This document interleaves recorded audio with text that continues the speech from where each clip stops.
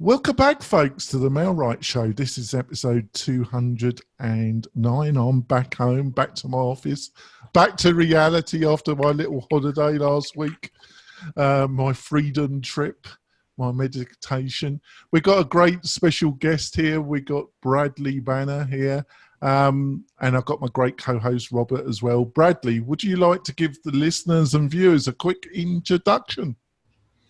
Well, sure. My name is Bradley Benner. I'm from Semantic Mastery. My partners and I started that business in 2013. As essentially, we teach people about digital marketing and how to get better results from Google and pay-per-click and Facebook and social media marketing and all that kind of stuff wrapped up.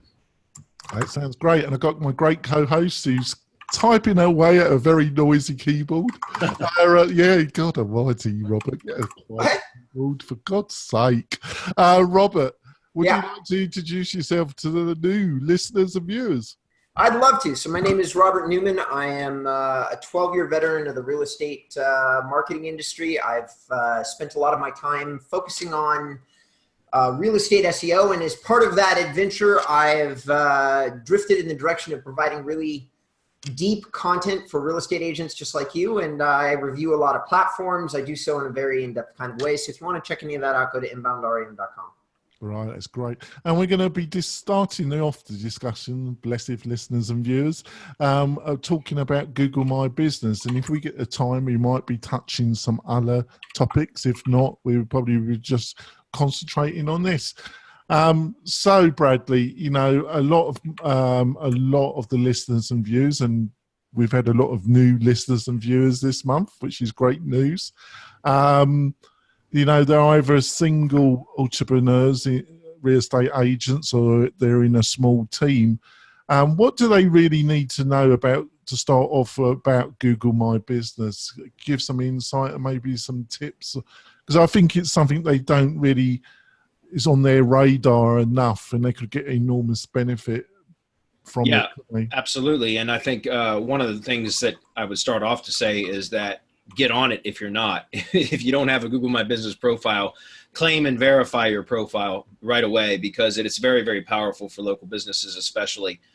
And as all the real estate agents and people in the real estate industry know, the real estate industry is a tough market as far as digital marketing, because you're typically competing with very authoritative brands, things, very aged type sites, for example, you know, like Weichert and Long and Foster, and, you know, all the really big name brand companies and websites that have been around for ages. And so it's very difficult to compete with that. However, Google My Business, which is really marketing on a local level, has really kind of opened that up, or leveled the playing field in such a way that anybody can really get traction now within the Google Maps section of search results. So the first step would be to obviously to claim and verify your profile if you haven't already done that.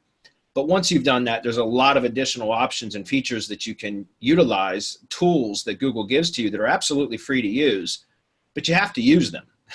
So, you know, that's one of the things that I see a lot in any industry. You know, I also run a local marketing agency, and so I deal with a lot of different types of clients. I'm familiar with real estate as well, though, however, and I find that a lot of people are at least aware of the Google My Business platform, but they don't know how to fully utilize it.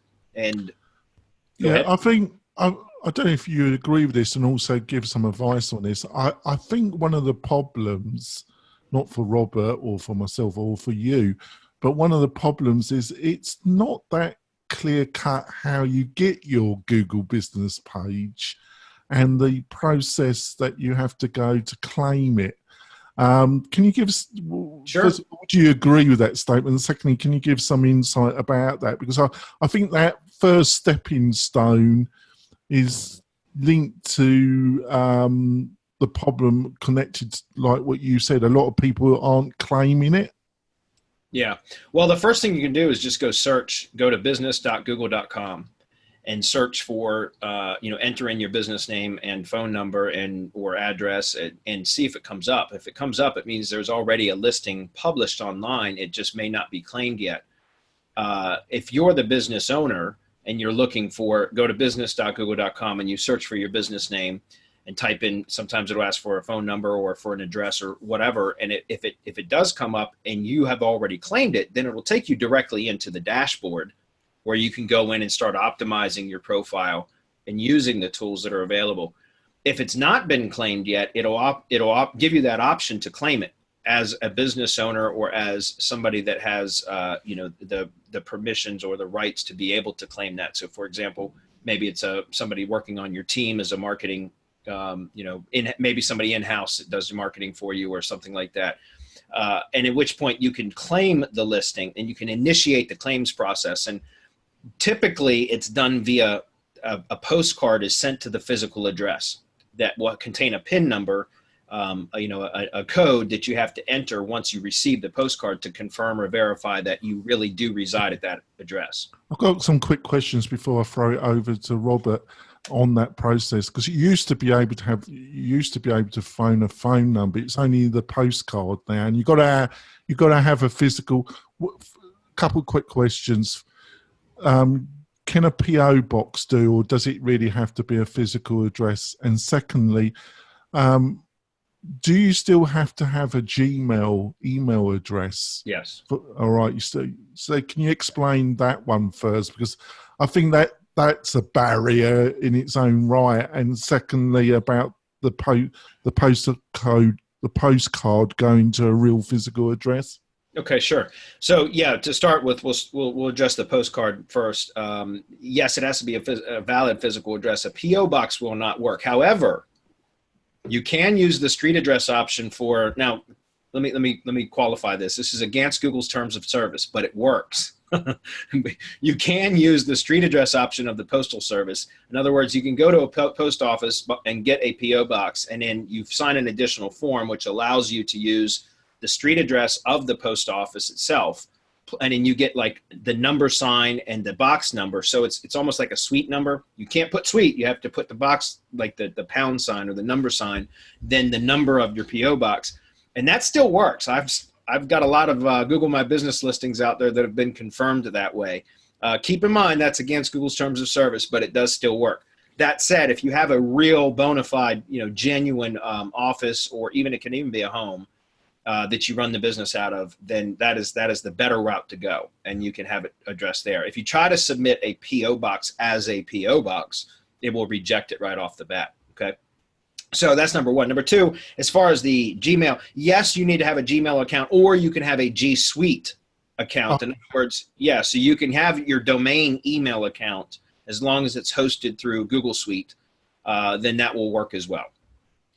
Right. So what we're saying there, folks, there's you can have a normal Gmail, which would be like jonathan@gmail.com. So that's a free. I think for any real estate agent, I would advise you not to use a Gmail just for professional reasons. But then they have what they call the G Suite, which was basically you could have like jonathan@renoproperties.com, and that you have to get a domain name. You can do it through Google G Suite. I would recommend that you don't do that. I would recommend you go to something like GoDaddy and just buy a domain name, like renoproperties.com. And then you can go to G Suite, and it costs around just under $5 a month. And you then get a host of other Google products and services, but the main thing is then it would be jonathan@renoproperties.com, which looks more professional. Yeah. I'm going to throw it over to Robert now. Robert, got a question? I don't know if I mean, maybe. So I've had a mix. So Google My Business has been a Google product that has been changing a lot. Google has been adding features, changing features. They added posts about 6 to 8 months ago. They've been doing all this different stuff with Google My Business, which ultimately, for me personally, just my perception, Bradley, I would say, okay, that's great. And I use my Google My Business profile religiously, but I've never really generated all that much business off it. I use it as a support tool to generate business off my website.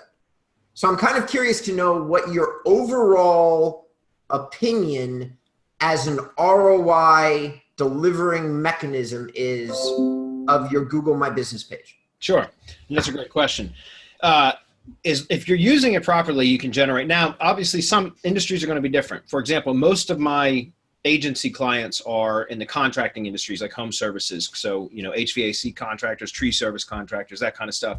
And for them, it works really, really well. Now, I'm not as familiar in the real estate industry with how well it works for lead generation. However, what I can say is, as far as the different tools, is first of all, fully complete the profile, right? So if you complete the profile all the way, which now there's a Google website, or what I call GMB website, that you can complete.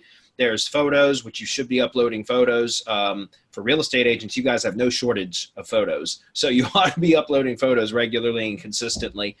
There's a trick that I'm going to talk about with photos too that will help you to get better results from the Google My Business profile in search as well.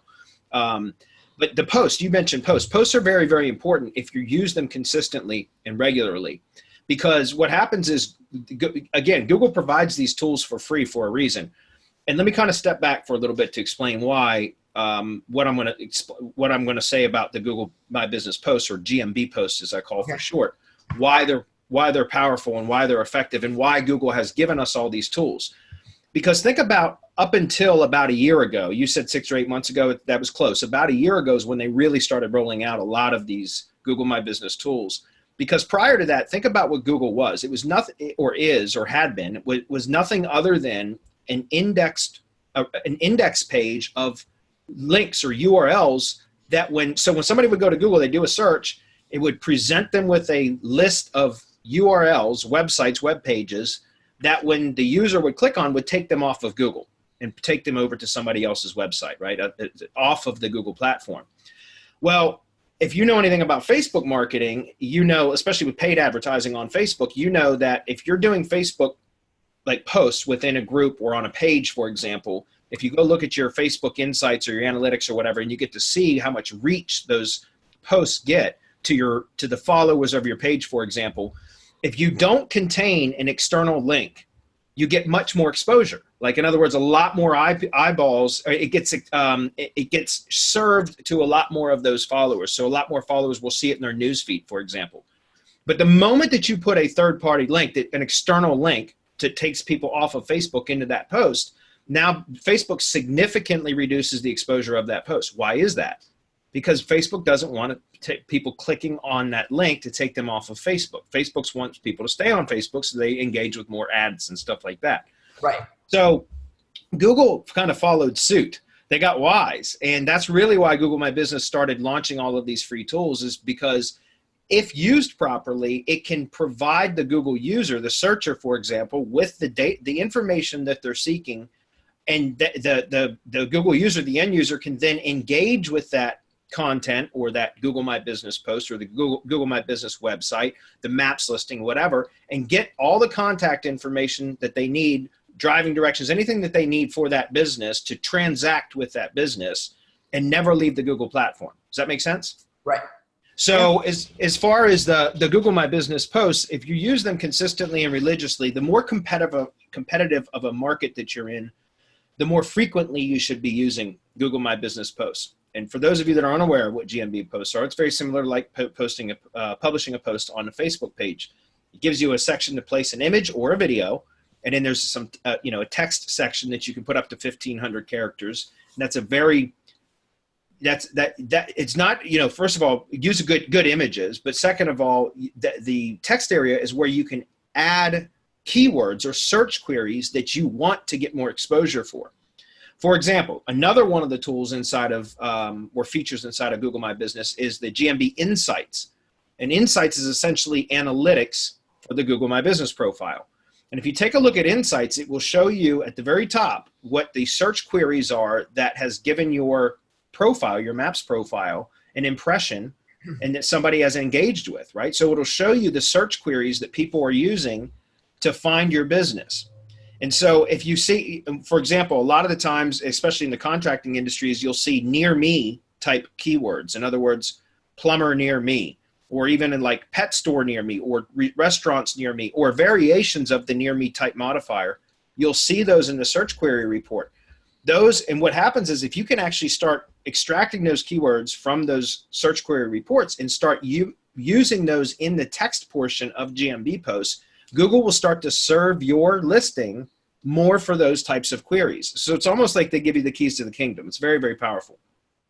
Oh. So that's number one. And number two, as far as the images, videos are always tend to get more engagement than photos do as well. But what's really cool about it is, for example, the Google My Business Pro platform has become, as far as in last year, at the end of July last year, July 28th, I believe was the official date, that Google rolled out what they called the mobile index first. And what happened then was there's basically three different types of search results for Google, right? Like three different data centers, basically. There's the mobile results, there's the desktop and laptop results, and then there's the maps results. And whenever you do a search on Google, you'll see kind of a blend of those things. For example, that's why you see maps at the top now, and then you see organic results underneath and all that. But up until July of last year, the main results pages were influenced primarily by the laptop and desktop results, right? Well, as of July last year, 2018, they switched to the mobile index first, to where now the mobile index is the one that influences the rest of the results. And the reason why is because 6 or 7 out of 10 searches now originate from mobile devices, especially searches with local intent. So the reason I say that is because the Google My Business platform now, that one of the primary ranking factors, or that will show your business in the Maps 3-pack, which is really the prime real estate, right, is the proximity of the business to the searcher when they perform the search, if that makes sense. Mm-hmm. So in other words, somebody's looking at their phone and they're typing in, real estate agent near me or realtor near me or something like that, then Google is going to return the real estate offices that are physically located the closest to them, if that makes sense. Sure. So in a way, that's great because it gives, again, if you have a well-optimized profile, you can rank really, really well for people that are searching close by to your physical location. But that kind of limits you if you have a broader service area, right? So it's a double-edged sword. However, there is a way to overcome that proximity issue, and that's once again through using Google My Business posts consistently and regularly. And here's the key to that. When you take a video from a phone with GPS enabled, right, which almost all phones in the world are now, it stamps that image, that photo with what they call EXIF data. Essentially, it's a geotag that has the coordinates of where that image was taken, and it's got basically GPS data embedded in the metadata of that image. And the same thing goes with the video. So if you take video from your phone, photos or video from your phone, for example, especially real estate agents, if you cover your farm area, whatever that may be, if you're constantly taking photos from your phone while on site at properties that you have listed for sale or that whatever the case may be, and you upload them to the Google My Business profile through your phone, and you could even have them saved in Google Photos, for example, and then do it from your desktop later if it makes it easier. But all that geodata now is already tagged onto that image. It's embedded in that image. And what happens is over time, especially if you do this consistently and regularly, you can overcome that proximity issue to where Google will start to serve your results in the 3-pack, your profile in the 3-pack, as long as people are searching within that area that you've mapped out now through the data that you continually feed to Google through these photos, these geotagged images and or videos. Does that make sense? Robert also has touched this in previous episodes, and it's one of the reasons why I wanted you to come on the show, is to emphasize that, because it's so amazingly powerful and so important that real estate agents understand this. We're going to go for our break, folks. We're going to come back. I've already enjoyed this. I think we've already offered a load of value in this conversation already. And we'll be coming back with Bradley, and we'll be going into some more depth around this amazing subject. We'll be back in a few moments. We're coming back. We've had a feast on Google Business page. Bradley, I'll give you top marks. I've been impressed what you've put. Thank you. To the notice. Like I say, I'm just going to put it over to Robert. Off you go, Robert. Sure. So I'm going to make a statement for our audience, because I agree with everything you said, Bradley, and we've talked about this before on the show. And I have actually mentioned to our users the importance of geolocation and other metadata that gets automatically added through your cell phone, which is incredibly important in terms of content creation, hyperlocal placement, hyperlocal exposure, so on and so forth. But right now I'm going to actually take a different tangent, because when we as podcasters or marketers get lost in the sauce and we talk about all this different technical stuff, I think that people get deeply overwhelmed because there's a lot of technical stuff, and Bradley is correct. There's a lot of metadata and other information, but guess what? The beautiful news about all of this is that really, even if you wanted to tackle 4 or 5 social platforms and create content, I've noticed that the ability to reuse content on different platforms has extended a lot, including with Google, because you're not getting duplicate content dings on your Google My Business profile the same way that you would, for instance, with your website. You can't duplicate content on your website. However, you could take a single image of you smiling in the morning and then use it for your Instagram, your Google My Business page, your LinkedIn. If you've got a company profile on LinkedIn, you can use it there, or a personal profile. I've got a few thousand people that follow me on my personal profile.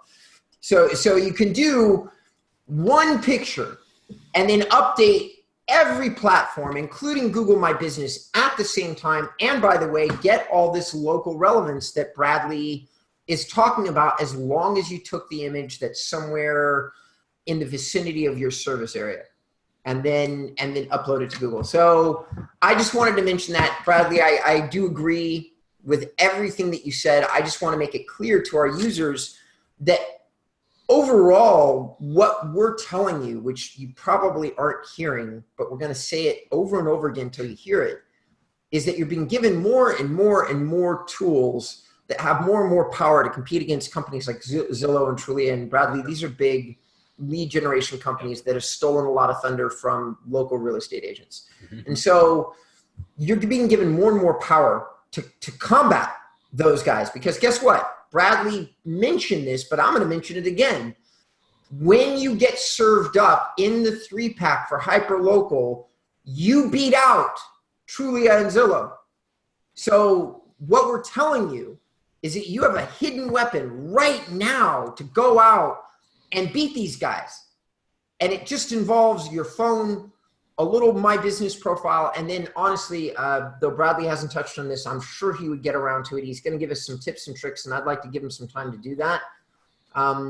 Maybe in the bonus content if he decides to stay an extra 10 minutes. But reviews are the last thing that you need to focus on. I don't know what Bradley's experience has been, but I've discovered that my profile has really dominated an ever increasing variety of searches, mostly based on the quality and the quantity of my reviews, not just on, there's other things that affect your business profile, such as citations and other things like that. But I don't want to get super deep and complicated. I personally think that the number one thing anyway is reviews, which is, as real estate agents, you should be getting every single day you can possibly get one. Yeah. I think that's great, Bradley. I just, those 2 things. I like you to just give a quick outline of the 3-pack, because we've been using that a lot, but it might be puzzling a lot of our listeners and viewers what the 3-pack is. And then can you go on to what you think of what Robert's just said about reviews in Google Business page? Sure. So the 3-pack is when you do a search in Google for, especially with local intent, typically you're going to see some ads at the top, and then just below the ads, you're going to see the map, the maps pack, essentially, which is most of the time it will serve 3 results within the maps pack. So there will be literally a map, and then just underneath that, there will be 3 different listings, oftentimes 3 listings. Sometimes it will be less. Sometimes it'll be more, because now you're starting to see more and more ads show up in the actual 3-pack. When those are people that are using Google Ads with the location extension enabled. That's something else if we had more time, I would recommend that we talked about, because that works really, really well. Maybe also, we can discuss that in the bonus content. Yeah. So that's what I'm talking about when it comes to the 3-pack. It's that maps section of listings in the search engine results pages just above the organic listings. And as Robert had just mentioned, that's really where a local business can compete against Zillow and Trulia and those, you know, and on the East Coast, there's another company called Redfin that's taken up a lot of real estate on those SERPs pages. Yeah.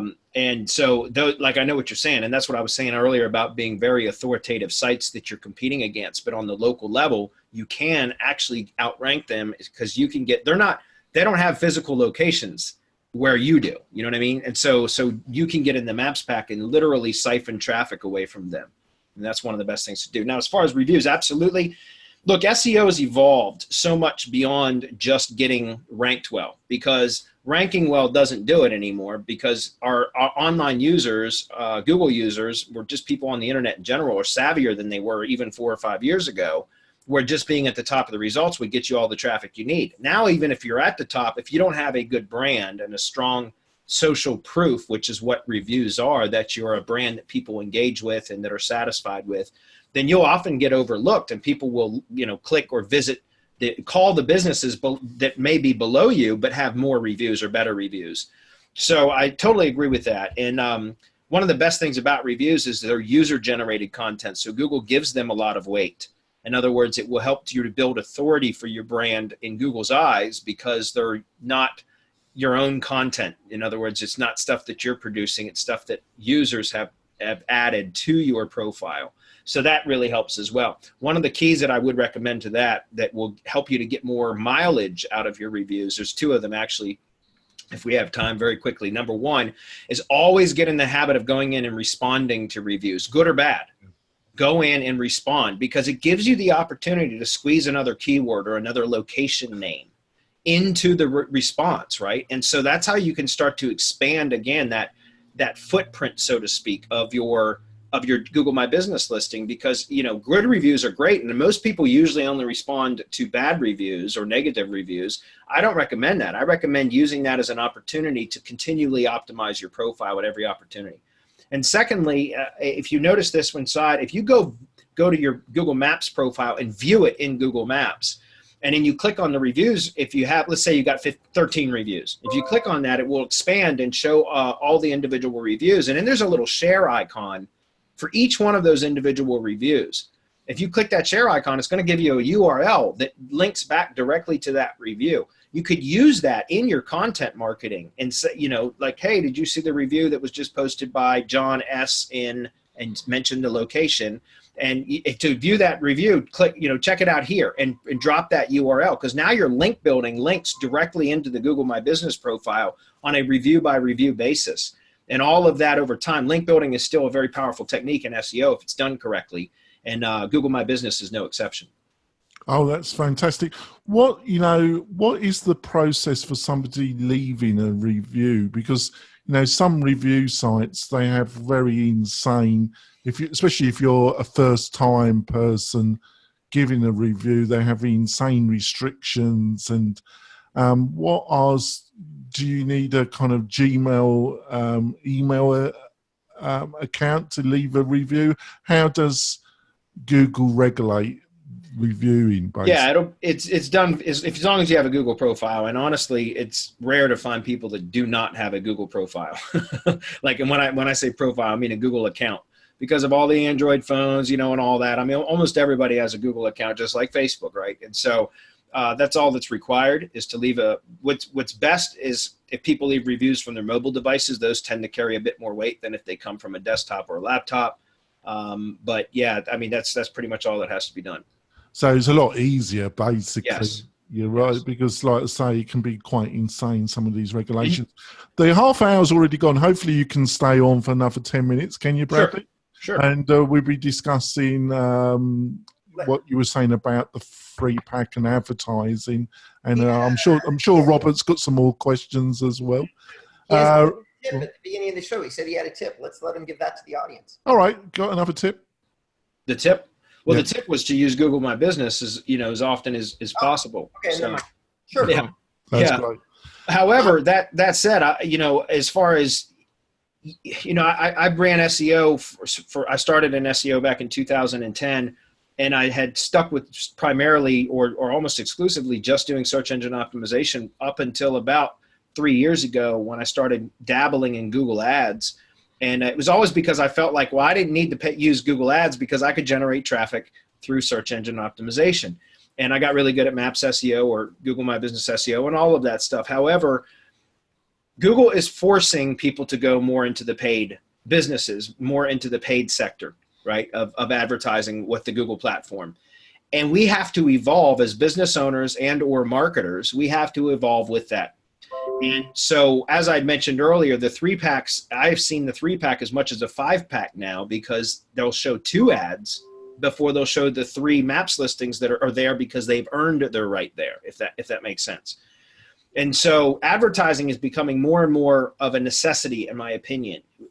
And it can work really well hand in hand with an SEO campaign in 2 ways. Number one, if you're paying for Google Ads, even if you don't pay to be in the pay-per-click section above the map section, typically for a local business, if you're running Google Ads with your location extension enabled, you can show up in the Maps pack as an ad, right? So you can squeeze your way into a 3-pack that might be outside of your immediate proximity, like service area, in other words. So that's one way to get into the Maps 3-pack in areas that people may not be close in proximity, to where your physical location is, if that makes sense. By paying, if you're the highest bidder or you have the highest quality score on your Google Ads with the location extension enabled, you can actually jump right into the top of the 3-pack that way. So can we leave the rest of it for our bonus content? I just wanted to wrap up on the half hour, Bradley. So how can people find out more about you and your words of wisdom? And they truly have been words of wisdom in this half hour. How can they find out more, Bradley? Well, we have a welcome page that we set up for your listeners at semanticmastery.com/mailright, just one word, mailright. And that'll take people directly to a welcome page where they can opt in for some free goodies and some, information that we'll send you. Secondly, we also have a weekly webinar series that we do every single Wednesday. It's free. It's a question and answer series for people to come ask any questions about digital marketing for their business. We answer them. Like I said, it's free to attend. It's called Hump Day Hangouts. We do it every single Wednesday at 4 p.m. Eastern. We had our 252nd episode just this week. So, or just yesterday, I should say. So I would recommend that you guys check us out. You can just search Google for Hump Day Hangouts and you'll see Semantic Mastery, or go to youtube.com and search for Hump Day Hangouts or Semantic Mastery and you'll see our channel. We've got thousands of question and answer videos on our YouTube channel. I love the name. I don't know who thought that one up. Robert, how can people find out more about you and your company? Hey, so we can always have everybody go to inboundrem.com. Though oddly enough, if you do inbound REM into Google, you'll not only find me, but there's a very good chance that you'll find my Google page, which might be interesting for people to look at. I dominate the local area, even though I don't necessarily use all the tactics that we're talking about here. But I do use quite a few of them, including reviews, response to every review. I've got 5 or 10 posts. So if you want to see what a professional marketing company has done in terms of my business page, you can go there. I'm not saying it's the pinnacle of all pages because honestly, there's so many. I still do all my marketing myself. And so there's a lot of stuff that I just don't get around to. I kind of pick and choose my battles, which is most of the time creating content on inboundrem.com, which is where you should go if you want to learn more about me. That's great. And I'd just like to point out the MailRight system. We've done a lot of changes over the past 3 months. It's almost a new platform. And one of the great things, it posts to, it gets reviews for your Google business page.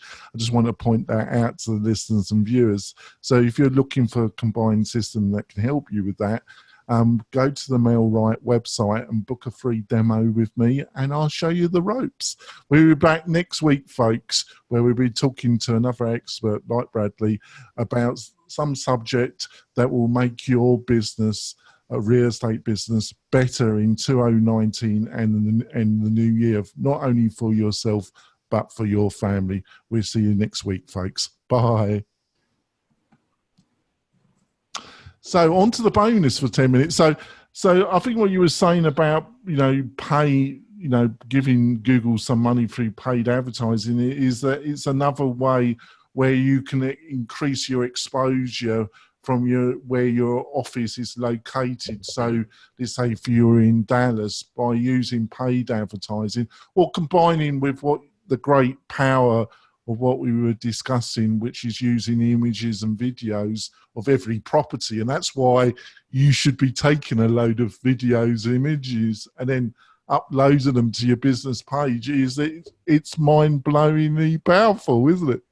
Yeah, and it's easy too, especially from a mobile device. The Google My Business app that you can install on your phone makes it like dead simple. Like you just take a photo or a video and you click the post button inside your GMB app on the phone, and you can upload it right then and there. And again, as far as and Robert was mentioning this earlier, you can repurpose content from your blog. If you're content marketing, which you should be for SEO anyways, you can take your blog post, for example, and just take snippets out of that and use that as your text for your GMB posts. And that's something that, so you don't have to reinvent the wheel. Like a lot of times people avoid doing the GMB post because they think they have to generate more content. No, you're probably generating content other places already. And you can literally just use that same content as the text part of the post and just create a call to action and then link back to your landing page or your lead capture form, or link to your Facebook page, or, to get Google reviews, link to your review link. There's so many different things that you can actually link to so that when people engage with that post, you can direct them where you want them to go. And those engagement signals on other branded properties or branded profiles is all more of an authority building signal to Google. So it helps to elevate your brand in Google's eyes anyways. Because Google's really looking at not just the interaction and the engagement with your brand on the Google platform, but Google is actually watching and monitoring the engagement of users on other platforms as well, and seeing how well you're branded and connected with everything. It's part of the semantic web, really, and it's about entity entity validation. And again, so it's very, very powerful. And to get back to the advertising part of it, I think in 2019 and going forward, if you're not remarketing, you're missing out on a huge, huge opportunity of converting otherwise lost visitors into leads or sales or whatever your conversion goal is. What I mean by that is you can have good SEO and get people to visit your site, or you can even use Google ads like search ads, pay-per-click search ads, and get people to click through. But a lot of times people aren't going to convert into a lead or a sale, or again, whatever your conversion goal is. I think for real estate agents, most of the time it's a lead. A lot of people are going to visit your web page or your Google My Business profile, whatever, and not actually convert into a lead. Well, that's where remarketing comes in, because, remarketing, and for those of you that are unaware of what I'm talking about, if you go to Amazon and you view something, but you don't buy it, you're going to see that ad follow you around the web for the next couple of days. Everywhere you go, you're going to see that product showing up in the sidebar of websites and things like that. Well, that's remarketing. And the same thing, you can do the same thing with Google ads, with the Google Display Network and remarketing. It's very easy to set up. It used to be difficult because you used to have to get a whole bunch of different banner designs made in different sizes, and you'd have to have a graphic designer do all that for you. It used to be a real pain in the pussy. Yeah, and now it's super easy because all you got to do is upload a couple of images, or a handful of images, your logo, and then you get to add a bunch of different headlines, several different descriptions. There's short headlines, there's a long headline. And Google will take those images and the different headlines and descriptions that you enter, and I recommend using every available option that they have, and it'll start to mix and match and display different combinations of the images and the text. And over time, the machine learning, the artificial intelligence within Google Ads platform now, this is all relatively new.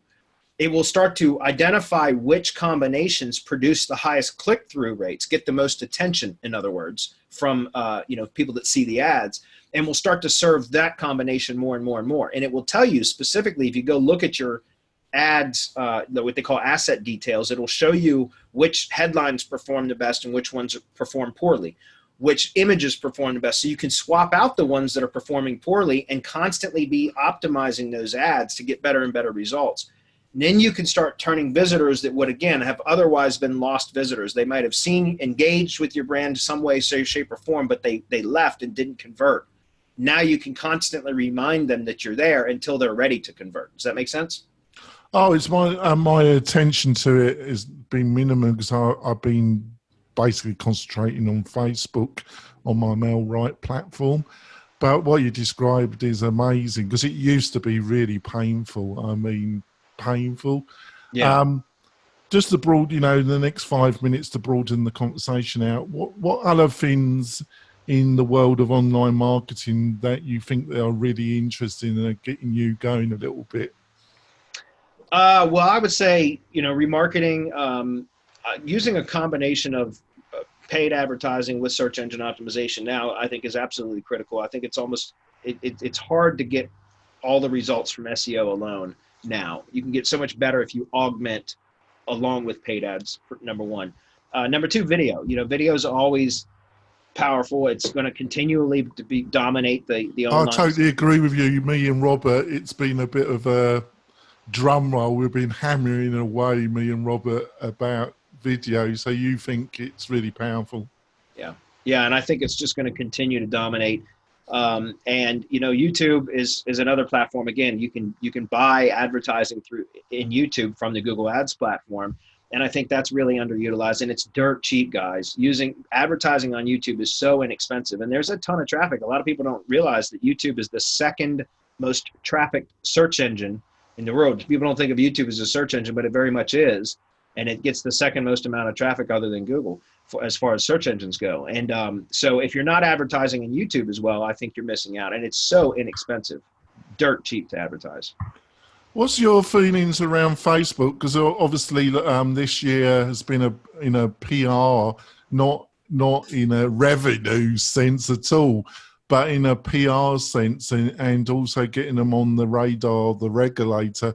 And also we've had recent changes that affect the effectiveness to some extent around its effectiveness for real estate and real estate agents. How do you see Facebook doing in the next year or something? Well, I'm not the Facebook expert. I got one of my partners does most of the Facebook stuff, but I've got, believe it or not, I was telling you prior to our call today that I started my own real estate business. I'm flipping vacant land right now. And so I'm doing advertising. I have my partner running some Facebook ads for that business. And what I found is that, it's a different type. What I like, the results, the type of leads that you get from Facebook are different than what they would be from Google, because Google is more like direct response marketing. In other words, people are going to search and they're searching for something, and you give them exactly what they're searching for. If you've got proper SEO, or you're doing ads well, search ads, all of that, you can deliver to them exactly what they're searching for at the moment that they're seeking it. With Facebook, a lot of the times people aren't going to Facebook to look for a real estate agent. They're going to Facebook to engage socially with others. And they might see a real estate agent ad and say, oh, you know what, I'm thinking about buying a house, or thinking about selling a house, or whatever the case may be. And they might engage with that ad, but they're not. What I found through my own experience with lead generation on Facebook is that the leads aren't as qualified. They're not as high a quality as they are directly from Google. I totally agree with you. And they tend, the buying decision, either buying or selling, is going to be further out in the process. So having an effective automation, message automation system is really important.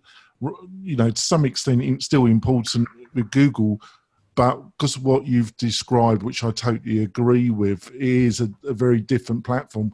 Like I say, with Facebook, you've got to have some automation because they're going to be longer out the buying or selling process. And just to beat Mel Wright's drum, that's what I've built with Mel Wright. And we've been doing a lot of extensive testing on the messaging that we send out. So I think that's a really great point. What do you feel, Robert? Well, I feel everything that you guys are saying about traffic, all I would be doing is adding my voice and agreeing. And I'd also be agreeing with Bradley on remarketing, though I really think that it's a wildly advanced topic for 99% of our audience, because the average real estate agent, I mean, when we start talking about, like, okay, what are you going to invest in? Like, if it's Truly or Zillow, Realtor.com, you really probably, like, it's going to take only maybe the top 2% of agents to then also have a budget for something like remarketing, social advertising. I think that Bradley is probably dealing with contractors that have slightly larger budgets than most agents and brokers do. So I'm going to say I agree with single thing he said. For most of our listeners, for the 2% of you like Gaurav, if you're out there and you're listening to the show today, Gaurav, buddy, yeah, you need your team to focus on remarketing. But almost everybody else, probably a little bit advanced. Yeah, totally true. What I love, yeah, though, Bradley, is I don't usually John does this, but I'm gonna do this. I can tell you know your shit, and I love that. We don't get a lot of really true SEO or inbound marketers on the show. We're usually focused on other little surrounding verticals. I would like to ask if you're willing to come back on the show at some point, maybe a few months out, something like that. Give you some time to come up with a guerrilla marketing strategy that you think would apply directly to real estate. Because sure. I'd love to hear your thoughts about more of a low cost, this doesn't require anything other than maybe your time kind of solution. And then we can talk about it on the show, and I'd be real interested to hear what you came up with. Oh, we love you to come back on the show next couple of months, buddy. I'll be happy to. Yeah, thank you, guys. Provided such value and such insight. And the frustrating thing, me and Robert have been discussing Google Business Page, and it's such an amazing product, and its power is increasing based on our discussion. But I am amazed on so many. And the other thing we didn't discuss, which we're going to have to discuss when you come back, is I am correct with the Google Business Page is really integrated to a degree in Google Webmaster tools. They renamed it, haven't they? Search Console. I always forget that, Bradley. I'm an old man, so there's still a little bit of life in me. They do integrate to a certain degree, do they not? They do, to a degree. Remember, Search Console is more for organic search results, so, for example, like Google Analytics is part of like the traffic and stuff that you would get from and monitoring of traffic from Google Search, as well as Search Console shows search activity from organic results, whereas GMB Insights or Google My Business Insights shows the same type of data that Search Console shows, except it shows it on the maps level. Does that make sense? Yes. So. That's great. We're going to end the show now because Bradley's got better things to do, but he's been a fantastic guest. And we'll see you next week, folks, for another Mail Right show. See you soon. Bye.